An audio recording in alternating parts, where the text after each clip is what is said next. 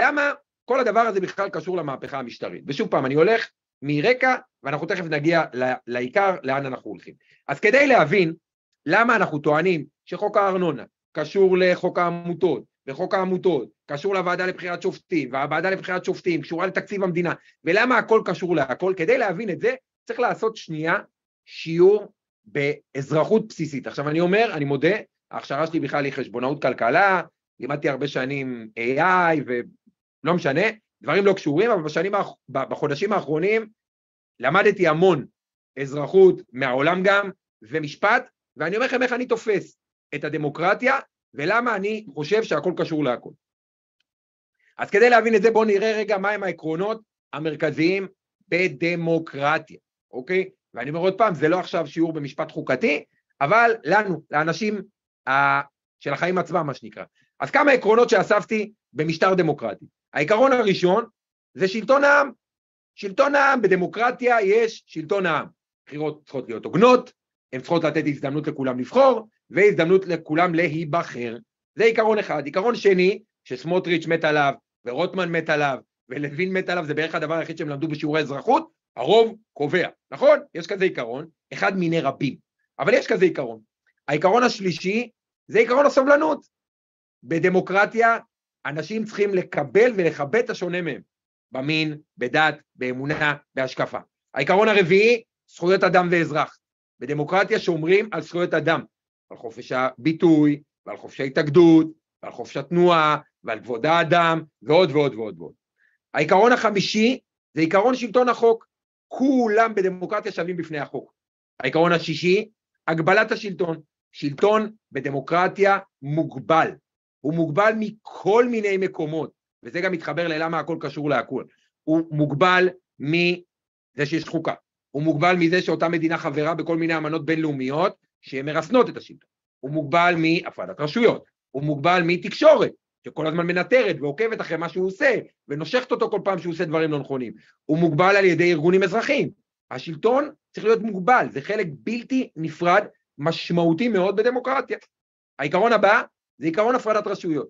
אנחנו בישראל, למרות שרוטמן ולוין אוהבים להגיד אחרת, אצלנו בישראל מלכתחילה הפרדת הרשויות היא מאוד מאוד בעייתית, כי אנחנו מה שנקרא דמוקרטיה פרלמנטרית, שזה אומר שהממשלה נולדת מתוך הכנסת, ומכיוון שהיא נולדת מתוך הכנסת, ומכיוון שהפוליטיקה שלנו עם סטנדרט מאוד מאוד נמוך של ערכים, אז נוצר מצב שהרשות המחוקקת והרשות המבצעת, אצלנו הממשלה והכנסת, הרשות המחוקקת זה הכנסת והרשות המבצעת זה הממשלה, שתיהן פחות או יותר אחד.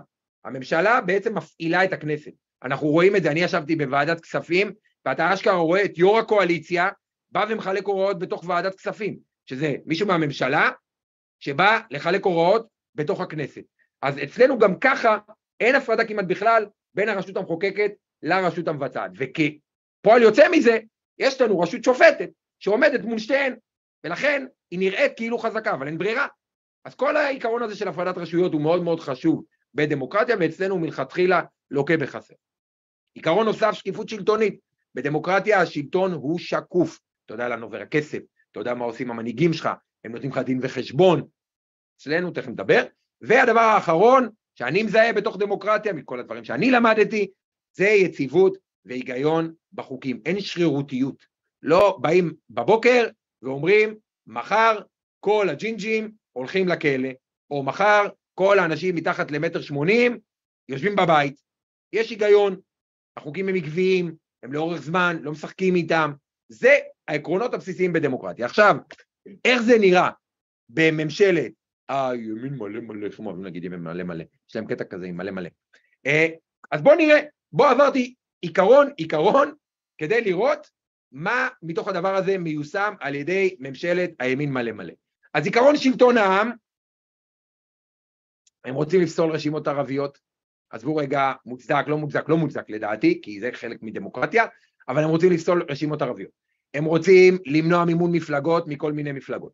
הם רוצים לשים מצלמות בקלפיות, ראינו את זה כבר בבחירות הקודמות על ידי הליכוד. הם ניסו ממש עכשיו לעקוץ שנה לקראת הבחירות. תפסו איזה סעיף נכלולי בתוך התקנונים, ואמרו, רגע, בעצם הבחירות צריכות להיות עוד 5 שנים ולא עוד 4 שנים. זה מראה לכם כמה הם מכבדים את שלטון העם, אבירי דמוקרטיה עלק, הם ניסו להשפיע על ועדת הבחירות, ועדיין מנסים להשפיע על ועדת הבחירות. הם עכשיו מדברים על תוספת מימון למפלגות, אבל רק למפלגות עם פריימריס, כי במקרה מפלגת השלטון היא מפלגת עם פריימריס. אז כל נושא עיקרון שלטון העם לא תופס שם. עיקרון הרוב קובע, זה הם למדו, אמרנו בשיעורי אזרחות. העיקרון הבא, סובלנות. איזה סובלנות? תסתכלו את ה-151 חוקים, 156 חוקים שהם מריצים. אנטי להט"ב, אנטי השונה, במקום עיקרון סובלנות, הם הלכו לעיקרון אבי מעוז, פגיעה בארגונים חברתיים, העדפה על רקע דתי, לא יהודי, דתי. אתה דתי, תקבל, ראינו בתקציב. אתה לא דתי, לא תקבל. זכויות אדם ואזרח גם, לא כל כך נר לרגליהם, יש להם איזה פוביה מדגל פלסטין, לא שאני תומך או לא תומך, אבל מה הפוביה? כאילו, רק דגל, בואו. אז יש להם פוביה מדגל פלסטין, הם רוצים לפגוע בארגונים חברתיים ואזרחיים, כבר אמרנו, הם רוצים לבטל את סעיף הנכד בחוק השבות, שזה עיקרון בסיסי וזכות בסיסית בישראל כחלק מחוק השבות, הם רוצים לאסור, הם מדברים, יש חוק כזה, לאסור חוסמי כבישים, הם מדברים על לאסור הפגנה מול בתים של עובדי מדינה, זה כל החוקים שכרגע בפייפליין, הם רוצים לשלול תקציבים ממוסדות ללא דגל ישראל בכניסה, אבל לא ממוסדות חרדים, ישיבה בלי דגל ישראל, סבבה? אבל נניח, תיכון בלי דגל ישראל ישללו ממנו תקציבים. עיקרון שלטון החוק, אז לא כולם שווים בפני החוק אצל ממשלת הימין מלא מלא, ראינו, נתניהו, מתנות, אז הציבור ישלם לו את כל המשפטים. חוק דרעי 2, עבריין, שישב בכלא, חזר למקום הפשע, גנב עוד פעם, אמרו לו שהוא לא יכול להמשיך, אז רוצים לשנות את החוק כדי שהוא ימשיך, כדי שהוא הולך להיות, אנשים לא יודעים את זה, אני נדהם, שר האוצר, זה מה שהוא הולך להיות, לא שר הפנים ושר הבריאות, הם הגיעו להסדר הרי, שאחרי כמה זמן, הוא הופך להיות שר האוצר במקום סמוטריץ', הגנב, שגנב, פעמיים, שר האוצר.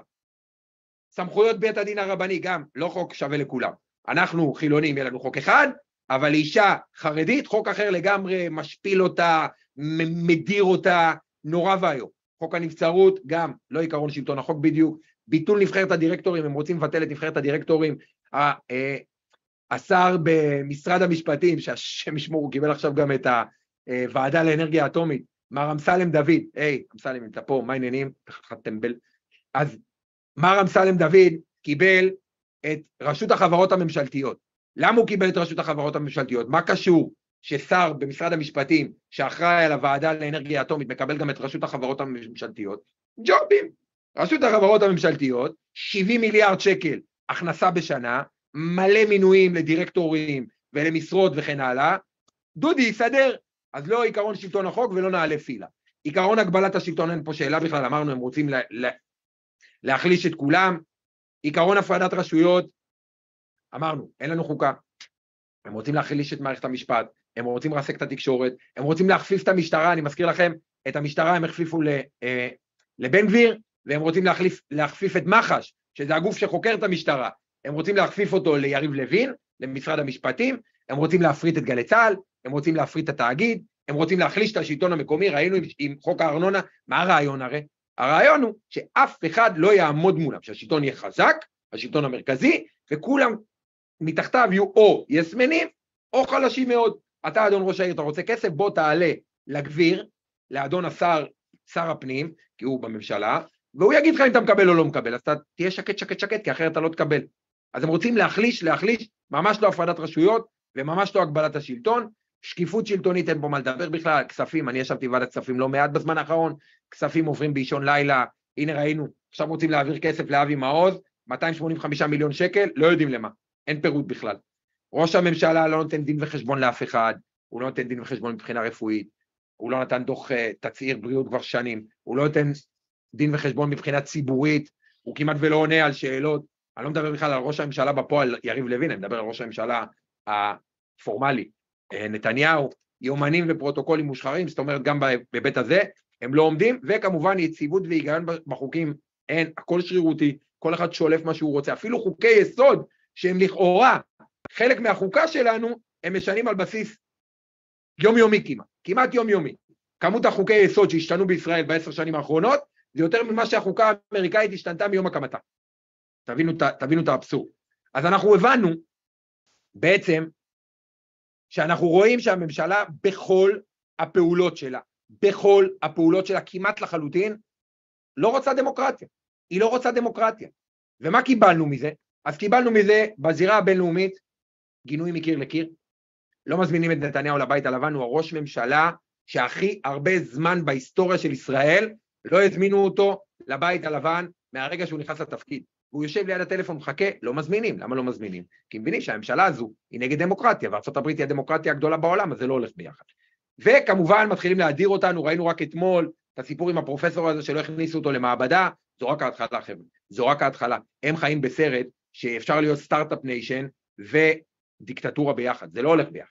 אם אתה דיקטטורה או אפילו סתם דמוקרטיה חלולה ולא דמוקרטיה ממש, אז אתה לא תתקבל במעבדות בעולם, אתה לא תתקבל בפרויקטים בעולם, ולא יזמינו אותך וכן הלאה. זה בזירה הבינלאומית מה שחטפנו עד עכשיו. בזירה הכלכלית הורידו לנו את אופק הדירוג, הכלכלה שלנו משותקת בכל המדדים, הכנסות ממיסים יותר קטנות ממה שהיה מצופה, הכלכלה לא זזה, האינפלציה לא מצליחה לרדת, ההייטק, אני יכול להעיד ממקור ראשון, מכל המשקיעים שאני מדבר איתם, ואני מדבר עם המשקיעים הכי גדולים בארץ, ההייטק משותק, ליטלרי משותק, וברמה החברתית, פגעו לנו בהרתעה, קראו את המרקם החברתי, פגעו בצה"ל ובביטחון ישראל, כל זה מה שקיבלנו עד עכשיו.